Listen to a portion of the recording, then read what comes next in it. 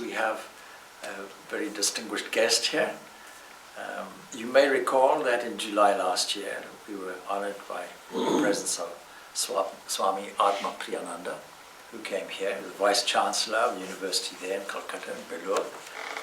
And so from Australia, his brother is here as a matter of fact, initially causing some confusion because we said the Swami's brother, and people thought it was my brother, some people thought it was Swami Vimokshananda's brother, but actually, of course, and he's all of our brother anyway. So Dr. Raghu Raman is with us from Australia. So I don't feel I have the right to introduce him because his old friend, sorry, I shouldn't say old, but his friend, his long known acquaintance from some time back, we won't even say many years,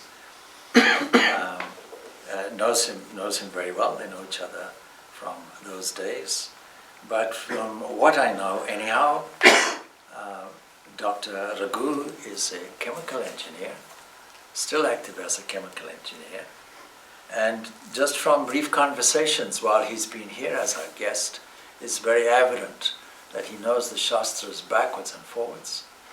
And more than that, more important than that, he has personal experience of some distinguished monks of the Ramakrishna order. He took his mantra diksha from Swami Madhavananda, the 9th president of the order and the Ramakrishna Math mission, and he is on record as being probably one of the longest serving general secretaries, serving something like 24 years as general secretary, but a distinguished scholar and a distinguished devotee, spending much time in meditation and japa, and touching the lives of many people. So I had heard of him way back in my youth as a distinguished person and an inspiration from the first monastic member of the Ramakrishna order that I met, who was a dear friend, albeit a younger man than him. And so he was inspired by Swami Madhavananda, who was then General Secretary at the time. And so, if it's all right with you, I would very much like you to sit in this chair and to tell us in your own free way, a little bit about some of the inspiring experiences, if you feel that you can, that has been with you all these years. Because I was told, in his youth, he went Swami hunting. Some people go on safari, and in the old days they hunt animals. Now they do it with a camera. But it seems his hobby was Swami hunting. And so a little bit about that. And we've just talked about the science of the self, and you being a scientist, maybe you could add to that a little bit. That would be wonderful. So nothing, extempore speaking is what I think you're good at. So can I welcome you and ask you to sit in the chair while I sit in possibly your chair or another chair or his chair. Thank you. Good.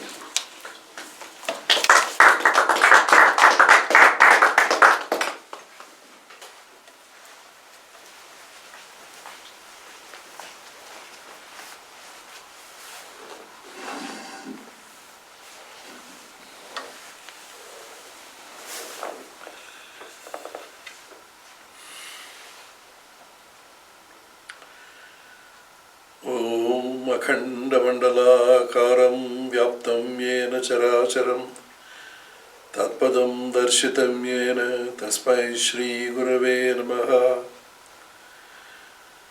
I bow down to the teacher, the supreme teacher, who has shown the path to reach the infinite, the all-pervasive, which interpenetrates and permeates every being, animate and inanimate.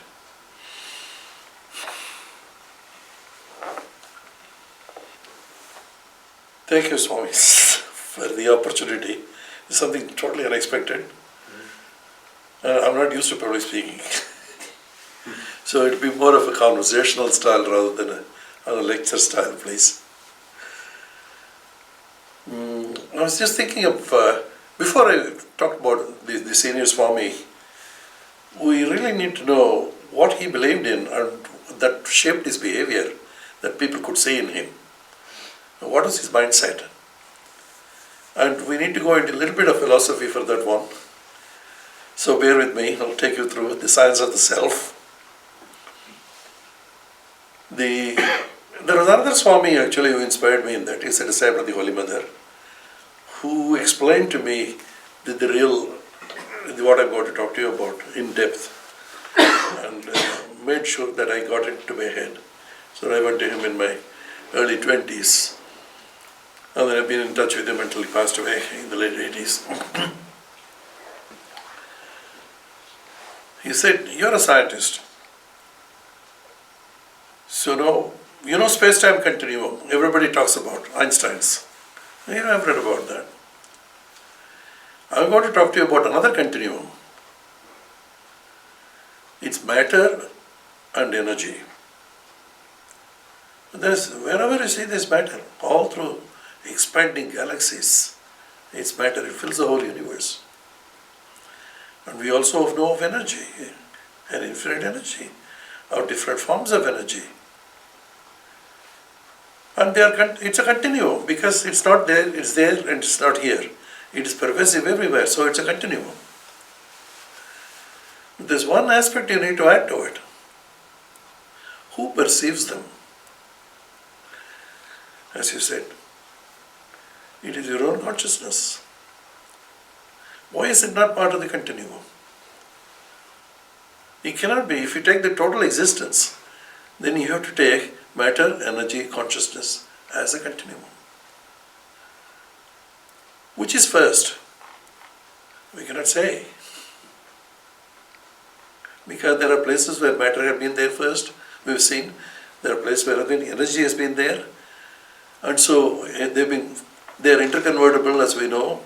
Science has done it very well in converting matter to energy and converting from one form of energy to another form of energy. And we are still doing it very well. But both matter and energy do not seem to display a sense of awareness, a sense of consciousness, which we humans do, or living beings do. So we extend that and add one more dimension to that. We'll say matter, energy, consciousness continuum. None of them is fundamental. We can't say this is first, this is second, this is third, because the process is reversed somewhere else. And there are places where the continuum does not manifest.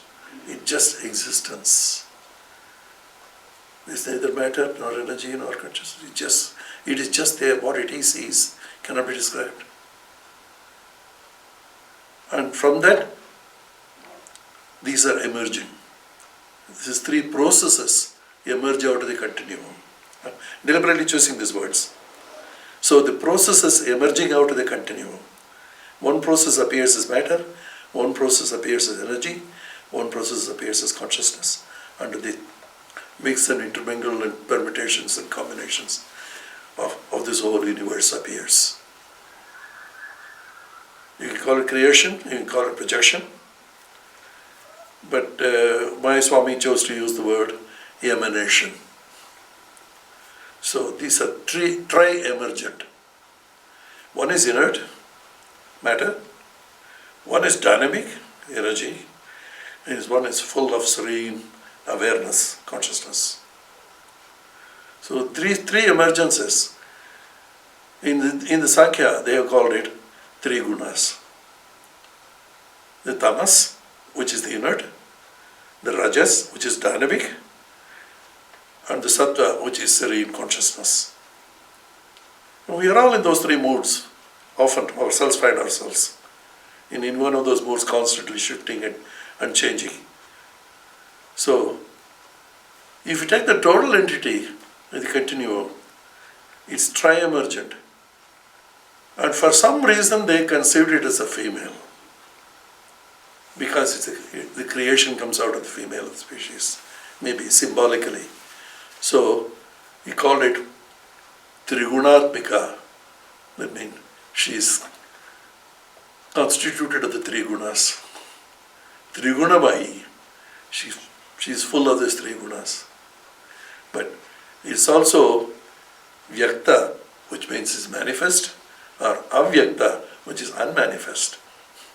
Where there are continuum, but there is no emergences. Now, if you look upon it, and we are part of the continuum, there is a very interesting principle with consciousness is, it's associated with the will. Nothing else is also matter and energy, they are just entities. Whereas consciousness has got a will. And we project that will, and we use that will to create, expand, create an arts and architecture, poetry and literature, technology and science. And we build so that the will that is associated with consciousness, that brings an extra dimension. So the question comes now, what about the continuum? We are parts of the continuum. Like bubbles and like waves in an ocean, droplets and foam and this and so on. But there is an infinite ocean which there is no waves, no bubbles, nothing, which is the continuum. And all these various forms and names that appears there and so on is the processes. Just to give an analogy. Schopenhauer had an inkling of it in his study of the Upanishads, and that's why he wrote a brilliant essay on the universe as consciousness and will. The will becomes a very important one. And if you are all parts of the same consciousness, then when you say who are we are not the passport identity, and that's been established. So there is something in us. I was a young man, when I was middle-aged, and I'm getting an old man. But it's the same I that has persisted all the way, and that hasn't changed at all. My body has changed, my mind has changed, expanded or contracted, my ideas have changed, everything has changed, my external universe has changed, but who I say I from me hasn't changed at all. And you expand the concept that I, they're all sparks of a fire coming from one single eye, the universal eye. Our sages have found in the depths of their intuition and meditation that they are not separate individuals, but they are part of the one existence. And if you project there is a universal eye, then the universal eye must also have a will. Universal will. And that will sometimes projects, for whatever reason, for the welfare of the people, as we interpret it later on. It throws, evolutes, it projects from itself people who are fully aware of that they emanate from the universal eye. They are fully aware from their birth who they are and what their purpose in life is. And they are always in touch on one side with the infinite, and the other side with the manifest world. Sitting in the threshold all the time, they try to channel and try to lift the individual and try to come back and reach me. You have separated yourself from me. Come back. And those evolutes we call incarnations of the divine. We have the Ramas and the Krishnas and the Buddhas and the Jesus. They come from time to time. And the impact that they make on the human psyche for centuries to come is incredible. And the most recent manifestation is Ramakrishna. It does not disqualify or nullify any of the previous ones. It adds to it. It enriches it. There may be others in the future, we don't know. So that's Vedanta basically in a gist says, what exists is the continuum. The three emergences of the continuum. None of them is fundamental. But there's a universal I, and we are parts of it. So there's unity of all existence. That's the most fundamental principle of the Vedanta. So there's no difference between you and I, because it's the same I that says I, and it's the same consciousness that says I in you. There's no difference between them. Because we identify ourselves with our body, our mind, our intellect, our ego, we think we are separate entities. We think we are different eyes. It's the very same one. Like I said, the gold. You make different ornaments, and then you identify it by the ornaments and the shape and the size of it, without forgetting that it's really gold. I know. This the Upanishads talk about and expand and various things and so on, and go into very depths of philosophies. But this was very easily understood by this woman who never went to school. But she had tremendous depth of that understanding.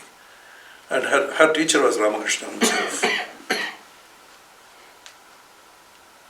She said he taught her how to trim a wick for lighting up a lamp, to how to get into samadhi.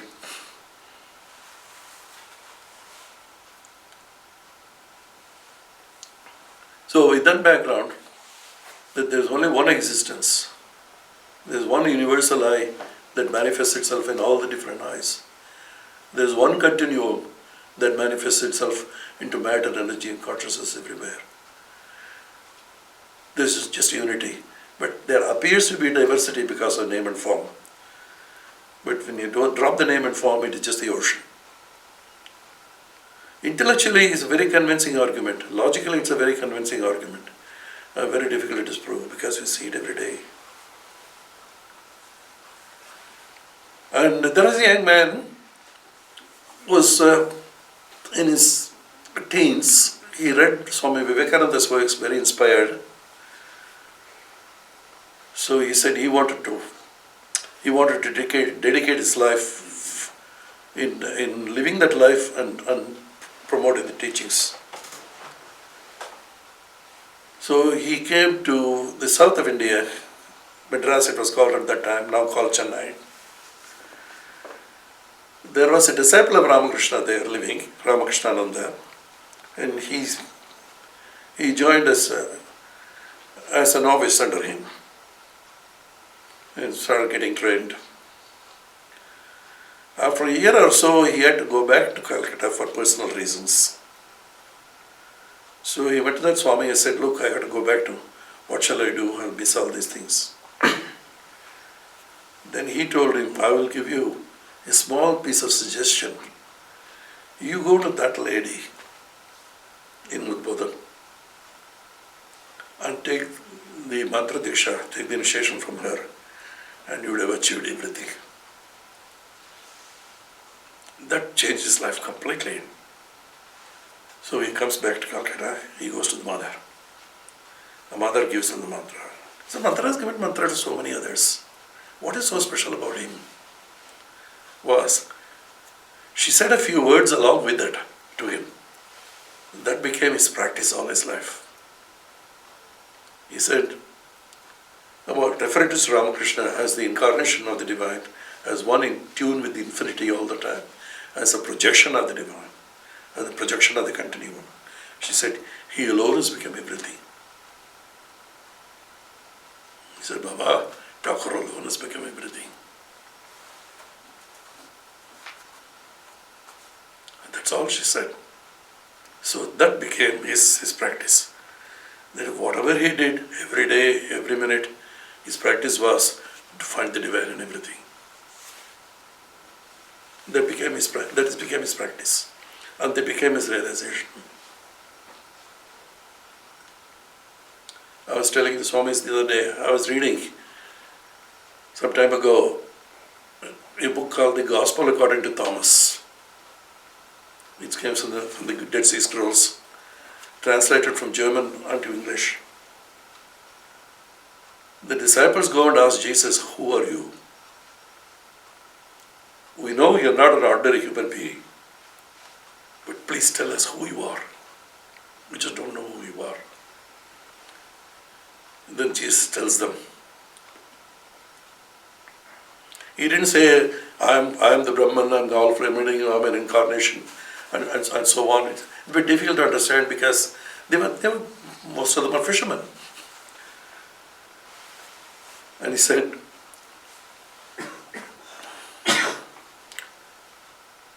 when you till the soil, I am there. When you sow the seeds, I am there. When you reap the harvest, I am there. When you build the flower, I am there. When you bake the bread, I am there. When you break the bread, I am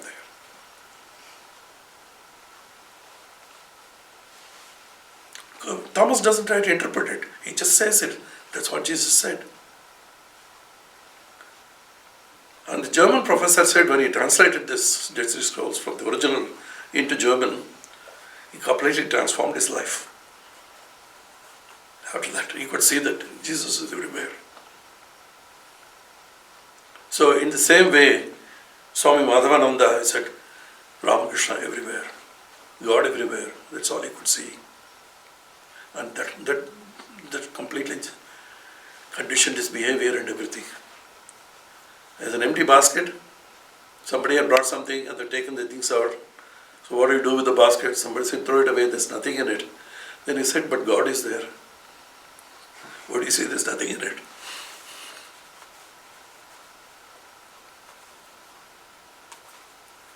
And anybody who went near him felt that he was man, he was living in God all the time.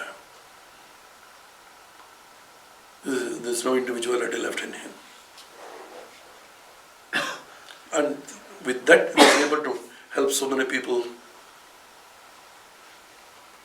And he was temperamentally an austere man. And I don't know about here, but in India, anybody displaying any sense of austerity is considered to be more spiritual by the people. They don't know any difference. So if somebody thinks, oh, he doesn't have austerity, oh, he's not spiritual. Anyway, but he had a streak of austerity in him. But he never displayed it.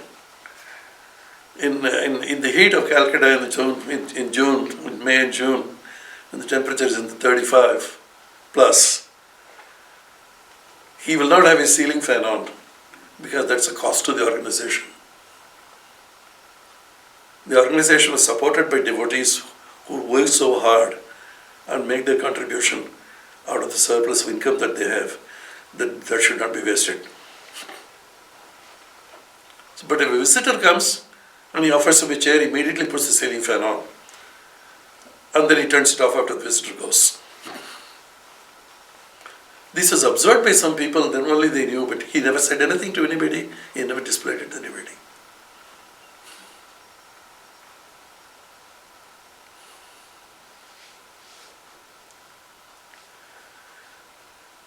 When one of his brother disciples came to see him when he was made president of the order.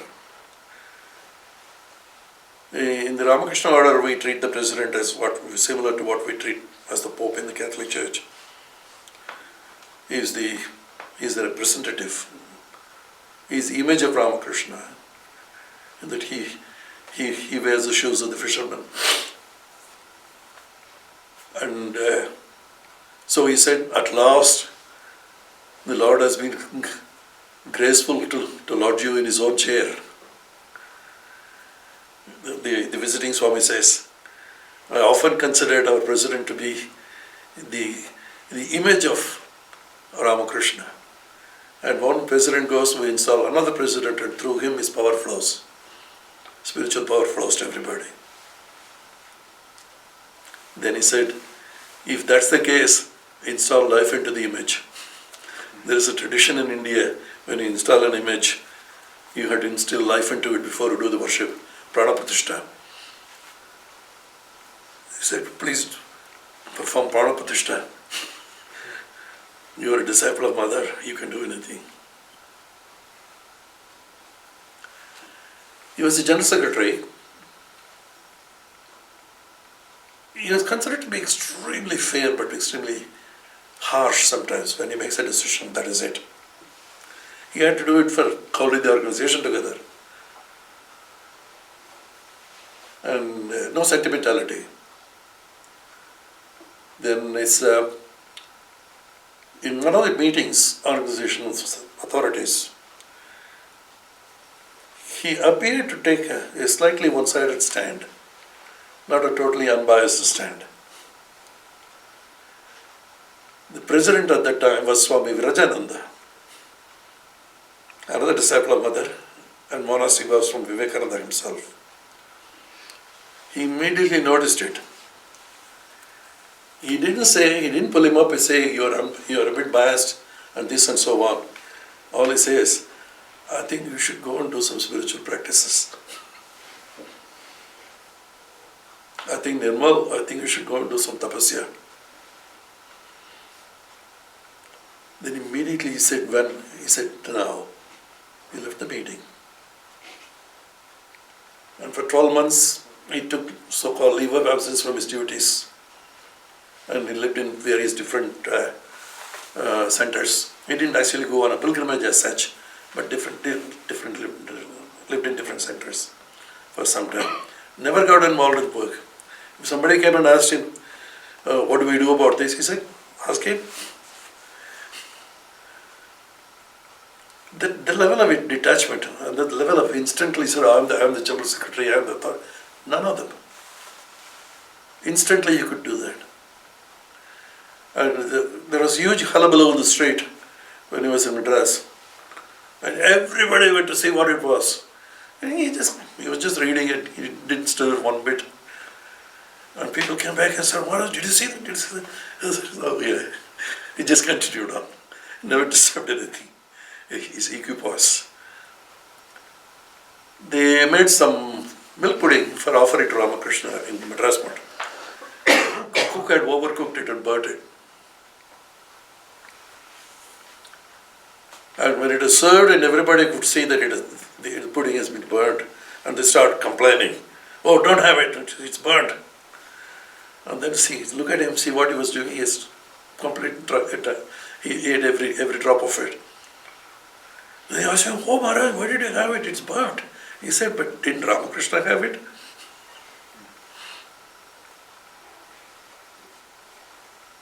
If he could have it, why can't you?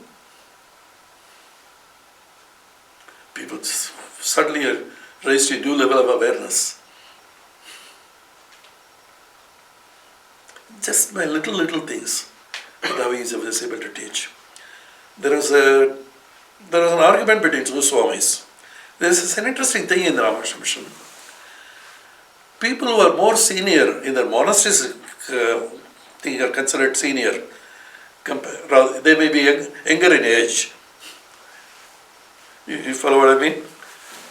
Somebody joins at the age of 20, he gets his monastic vows at the age of 30, and somebody joins at the age of 30, around the same time, he gets his monastic vows at the age of 40, but this younger person is considered senior. That's just the tradition. So there's an argument between one Swami who was senior in age and one Swami who was senior in monastic life. Who is more senior? So they went to Madhavanandaji for answers. He said, whoever is closer to Ramakrishna is more senior, whoever is not is junior. That was his.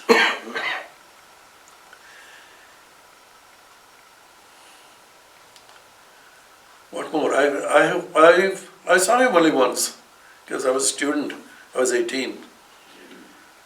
And so we didn't have any money to go and see him again in Dublin. And then he passed away very, very soon. We didn't expect that he would go so soon. And so most of the things I learned was only reading about it and hearing about it. He always illustrated whatever he said with stories. He had a story for everything. Just amazing set of stories. And everybody said, whenever you talk to him, you find that he will always finish with a story to illustrate. Swami Nikhilananda writes the biography of Mother, where he says, 3 kinds of disciples came to Mother. One of them couldn't be away from mother at any time. We got to be with her all the time. And separation from mother, they just couldn't bear it. Her physical presence was necessary for them. Mother sometimes thought they were a nuisance. And then there is a second group of people who say, mother has taken our responsibility, so we don't need to do anything. She will take care of it, our spiritual welfare. Happy-go-lucky. But there is a third kind of people whom mother was very fond of. He said, mother represented a principle. And to realize that principle in your own heart and live according to that principle is far more important than physical presence of a mother. You can say it in your own heart if you want to. Physical presence is only secondary. And Nikalanji says that Madhavanandas belonged to that class. So he said he lived for a whole year in Udbodhan. Mother was there upstairs. He was there working downstairs. Every day he just goes, makes his pranams. Never asked her a question. He said, never occurred to me to ask any question to her. I was simply content to live under the same roof that she lived. She had given me everything, so I didn't need to ask any questions. And he was a stickler for perfection. He did a lot of translation work, especially Shankara's commentary on the Brihadaranyaka Upanishad. One English word he didn't get it right, translation. He spent days. He was not happy with that. Somebody suggested, so he goes on asking everybody, do you know what to use for this one? He didn't really think, you may not be a scholar, you may not have read anything at all. He just didn't consider. So anybody who can provide some input was most welcome. And he was deeply appreciative of it.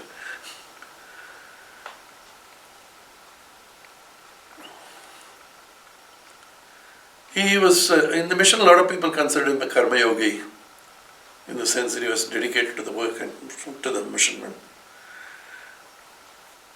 I believe he was not a Raja yogi in the sense of his physical health was not always the best. But he was certainly he was an integral yogi. That he was a jnani, he was a bhakta, and he was a karmi.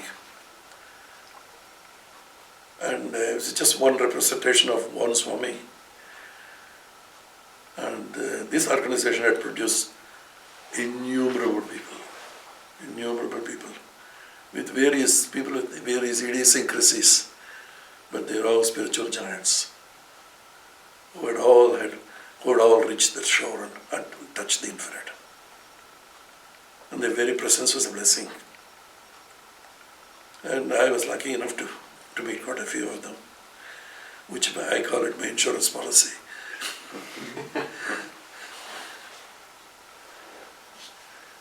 So, thank you for the opportunity to share some thoughts. Thank you.